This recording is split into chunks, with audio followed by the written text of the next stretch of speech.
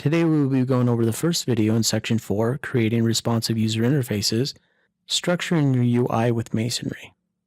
We'll use some basic CSS to structure our application. We will add the Masonry container and Masonry elements to our templates to give it that nice responsive look and feel. Alright, so the first thing that we'll want to be able to do is differentiate between one snippet and another snippet. So we're going to go ahead and give a little bit of structure to our snippet. Here in our CSS, we're going to go ahead and do the snippet class. We're going to declare a width of, let's say, 250 pixels, and we'll do the height right about the same for right now. Yeah, 250 pixels looks good. Okay, and then we're also going to put a bordered property. This will make it so that we can see the border and just for kind of testing purposes. So we'll give it a nice solid border side of here of 2 pixels, and we will make it just a nice kind of grayish color. We're now going to want to add that border to our existing HTML. So we're going to go into tmpl-snippets.html, and here inside of our div class snippet, we're going to add bordered property to each of those. Just like so. Right, so now they should have a border and they should take up all the properties of that CSS. Let's go ahead and refresh our page and see what that looks like. Scrolling up and down, we do see that we've got the right structure. We've got a nice square and gray pixels. So now we're going to separate out our templates just a little bit to make sure that we are ready for when we're going to be using Masonry. So we're going to create a new template. It's going to be called snippet. And we're going to take this code that's inside of the each statement up here inside of our snippets template. We'll cut that out and we will paste it directly into that snippet. No other changes. We'll now create a template inclusion up at the top inside of our snippets template that just directly references that snippet. That should be all there is to it. It should look exactly the same in the UI and testing. It does indeed look exactly the same.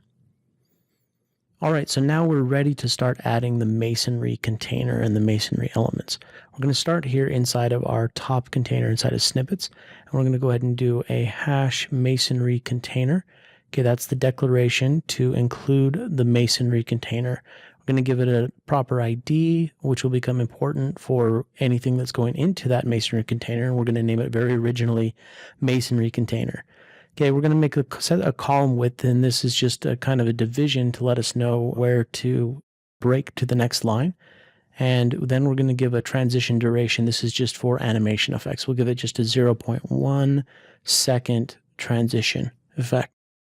Okay, I'm going to go ahead and close that tag off after the each. So notice that the each snippets template inclusion is included inside of or wrapped inside of the Masonry container template inclusion. All right, so now here inside the snippets, we're going to do a template inclusion for the Masonry element. There's that hash Masonry element. And now we need to reference it by ID from what we put inside of our Masonry container, or which Masonry container we want to include. So there it is. We've got our Masonry container identified there as a parameter of that template inclusion. We'll go ahead and close that off with the Masonry element. And that's pretty much all we need to do to add Masonry to our templates. Okay, so this Masonry element that we see here is referencing Masonry container, which is the ID of our Masonry container in our snippets template. Looking in the UI, it looks like Masonry has taken care of the layout for us, and it's very responsive. Simple as that, we were able to add Masonry. So using some basic CSS, we were able to give our application some structure. The snippets now line up nicely and they have the right dimensions. We were also able to add the Masonry container and Masonry elements to our templates to give it that responsive look and feel.